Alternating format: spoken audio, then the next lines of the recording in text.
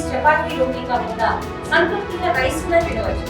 Doctor rice, sugar free rice, doctor rice, diabetic rice, sugar pension బియ్యం, doctor rice. ఉద్యోగుల సమస్యలపైన coordination committee ఏర్పాటు చేశారు.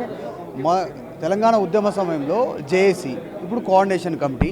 ఏంది ప్రధాన ఉద్దేశం, ఏం చేయబోతోంది కోఆర్డినేషన్ కమిటీ, ఏం పని చేస్తుంది? ఇప్పుడు మేమంతా రాష్ట్ర సాధనలో అగ్రభాగం ఉన్న వాళ్ళం. మేము తెలంగాణ రాష్ట్రం ఎట్లొచ్చిందంటేనే మిలియన్ మార్చ్, సకల జనుల సమ్మె, సహాయ నిరాకరణ, సాగర్ హారం, సంసద్ యాత్ర, సడక్ బంద్, సమర బేరి, ఇవన్నిటికీ మేము ప్రధాన భూమిక పోషించిన వాళ్ళం.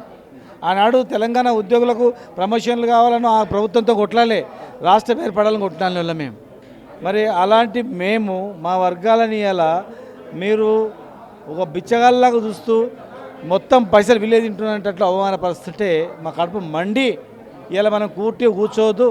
రైతుల మీద స్పందిస్తున్నాం, ఆటో డ్రైవర్ల మీద స్పందిస్తున్నాం, మన వర్గాలను ఇట్లా అవమానపరిస్తే ఎట్లా అని చెప్పి అందరూ తెలంగాణ సాధకులు అందరూ ఈరోజు ఒక ఐక్యమై పార్టీలకు అతీతంగా ఒక కమిటీ, కోఆర్డినేషన్ కమిటీ ఏర్పాటు చేసుకొని వాళ్ళు రిటైర్ అయిన వాళ్ళ డబ్బులు బ్యాంకులో ఉన్నాయి, ప్రభుత్వ ఖజానాలో ఉన్నాయి, వాళ్ళ పైసలు వాళ్ళకి ఇవ్వకుండా వాళ్ళు ఏదో అడుక్కుంటున్నారు, వాళ్ళకు ఏదో దాన ధర్మం చేస్తున్నాం, గవర్నమెంట్ పైసలు అడుగుతున్నారనే టైప్లో చెప్పడం తప్పది. వాళ్ళ పైసలు వాళ్ళకి ఇవ్వాలి, 5 డిఏలు ఇవ్వాలి, పాత పెన్షన్ విధానాన్ని తీసుకురావాలి, ఇవన్నీ చెప్పిండ్రు. మీరు చెప్పినవే మేము అడుగుతున్నాం, కొత్త కాదు. ఇవాళ మేము అంటుండొచ్చు మీరేం చేసిరు అని.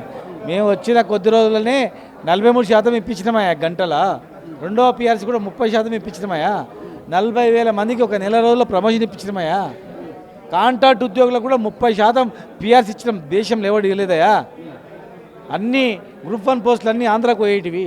అది కూడా ఇప్పుడు అట్లా కుట్ర జరిగితే ఓపెన్ కేటగిరీ అని పెడితే ఆంధ్ర వాళ్ళు అందరూ వస్తారు, మళ్ళీ ఉద్యోగాలు చేస్తారు, మళ్ళీ తెలంగాణ ఆంధ్ర పంచాయతీ ఏర్పడుతుంది. 90% రాష్ట్రపతి ఉత్తర్వులను సవరించి 90% గ్రూప్ 1 ఉద్యోగులు కూడా స్థానికులకు వచ్చినట్లు ఈ ప్రభుత్వంతో గత ప్రభుత్వం ఒప్పించి తెచ్చిన వాళ్ళమయ్యా మేము. కానీ మొన్న ముఖ్యమంత్రి మాట్లాడుతూ చేసిన వ్యాఖ్యల విషయంలో ఇంట్రెస్ట్ లేనట్టుగా కనిపించింది. అంటే మీరు ఉద్యోగులు అడుగుతున్నటువంటి సమస్యలు తీర్చలేము ఇప్పుడు అనేటువంటిది క్లారిటీ ఉంది. ఎట్లా ప్రెజర్ చేయబోతా ఉన్నారు, కార్యాచరణ ఏముంటుంది అంటే ఏం చేస్తారు? ఉద్యోగుల సమస్య తీరకపోతే ఉద్యోగులు ప్రభుత్వమే ఉండదు. ప్రభుత్వం అంటేనే ఉద్యోగులు నడిపేదే వాళ్ళు. వాళ్ళ పైసలు వాళ్ళకి ఇవ్వకుండా వాళ్ళ హక్కులను కాలు రాసి వాళ్ళని ఒక దొంగలాగా చిత్రీకరిస్తే ఎట్లా ఉంటారు వాళ్ళు? తెలంగాణ ఉద్యమంలో మీరు అన్నారు తెలంగాణ కోసం చేసినామని, పెన్ డౌన్ చేసినప్పుడు, ఇప్పుడు అట్లా ఉంటుందా? అట్లాంటి కార్యాచరణ ఉంటుందా? మేము ఆలోచన చేస్తాం. ఇప్పుడు ప్రజలకు ఇబ్బంది కలగకుండా ఉండాలని చెప్పి సమన్వయం పాటిస్తున్నాం.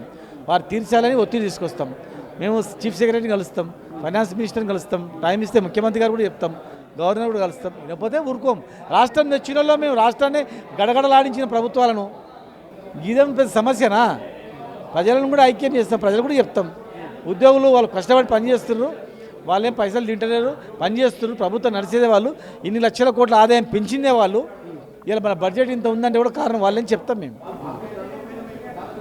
మొత్తానికి కోఆర్డినేషన్ కమిటీ ఎంప్లాయీకి సంబంధించినటువంటిది ఏర్పాటైంది. త్వరలోనే పెద్ద ఎత్తున ప్రెజర్ ఉంటుంది, అందరినీ కలుస్తాం. తెలంగాణ ఉద్యమంలో ఏం ఆశించకుండా ఉద్యోగులంతా ఏకమై పనిచేసినటువంటి పరిస్థితి. ఇప్పుడు వారి సమస్య కోసం, వారు వచ్చినటువంటి హామీల కోసమే పోరాటం చేయబోతున్నాం అనేటువంటిది మాజీ మంత్రి శ్రీనివాస్ గౌడ్ చెప్తా ఉన్న ఉద్యోగ సంఘాలకు సంబంధించినటువంటి నాయకుడిగా ఉన్నాడు గతంలో ఆయన.